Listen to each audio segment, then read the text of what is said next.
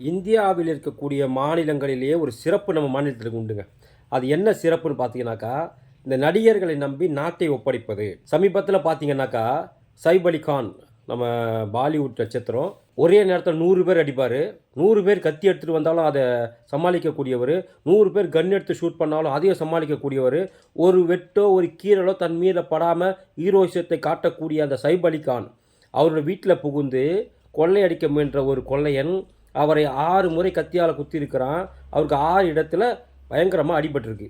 அப்போ நிஜத்தில் அவர் ஹீரோ கிடையாது, திரையில் மட்டும்தான் ஹீரோ.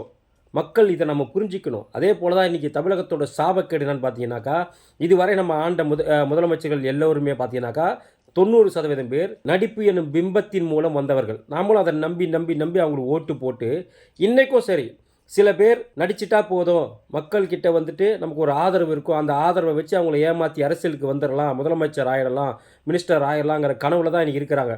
இந்த ஒரு சாபக்கேடு தமிழகத்தில் மட்டும்தான் இருக்குது, வேறு எங்கேயுமே கிடையாது.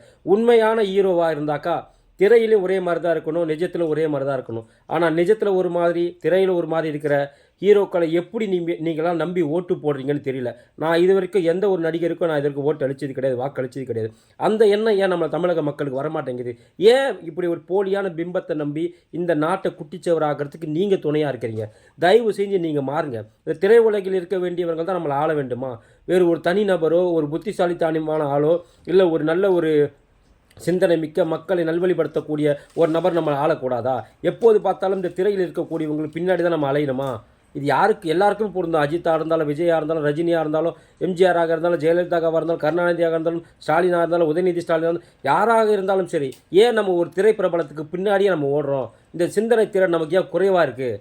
ஏன் ஒரு நல்ல ஒரு நபரை நம்ம தேர்ந்தெடுக்கக்கூடாது? நம்ம என்றைக்கு மாற்றிக்க போகிறோம்? இந்தியாவில் இருக்கக்கூடிய அனைத்து மாநிலங்கள் கூட மாறிவிட்டது. சந்திரபாபு நாயுடு திரைக்கு அவருக்கும் சம்மந்தமே இல்லை. இன்றைக்கி அவர் முதலமைச்சராக இருக்கிறார். ஆனால் இன்னை வரைக்கும் ஒரு திரைத்துறையை சார்ந்தவரை தான் நம்ம முதலமைச்சர் ஆக்கி கொண்டு இருக்கிறோன்னு சொன்னால், அப்போ தவறு யார் மேலே இருக்குது? ஏன் மற்ற மாநிலத்தில் இந்த பிரச்சனை இல்லை? பக்கத்தில் இருக்க கேரளாவில் பார்த்தீங்க, இங்கே இல்லாத நடிகர்கள் அங்கே இருக்க போகிறாங்க. ஆனால் அங்கே கம்யூனிஸ்ட்டும் காங்கிரஸும் மாறி மாறி வராங்கன்னு சொன்னாக்கா அவங்க ஒரு நிலைப்பாடு எடுக்கிறாங்க, இங்கே இவங்க தான் வரணும்னு. ஆனால் இங்கே மட்டும் ஏன் திரைத்துறை பின்னாடி நம்ம ஓடுறோம்? ஒரு நடிகர் பின்னாடி ஓடுறோம், ஒரு நடிகை பின்னாடி ஓடுறோம். இது சாபக்கேடா? தமிழகத்திற்கு இருக்கிற சாபக்கேடா? நாம் எப்போ மாற போகிறோம்? நாம் எப்போ திருந்த போகிறோம்? எப்போ ஒரு நல்லவனுக்கு வாக்களிக்க போகிறோம்? எப்போ ஒரு நல்லவர் நம்ம தேர்ந்தெடுக்க போகிறோம்? ஏன் இந்த போலியான பிம்பத்தை நம்ம இன்னும் நம்பிக்கொண்டிருக்கிறோம்? நீங்கள் நிஜத்துலலாம் யாருமே ஹீரோ கிடையாதுங்க. ஹீரோ விஷயத்தை இப்போ காட்டி காட்டி நம்மளை மயக்கிய காலமெல்லாம் போதும். திருந்துவதற்கு ஒரு வாய்ப்பாக 2026 தேர்தலை மக்கள் நாம் பயன்படுத்தி கொள்ள வேண்டும்.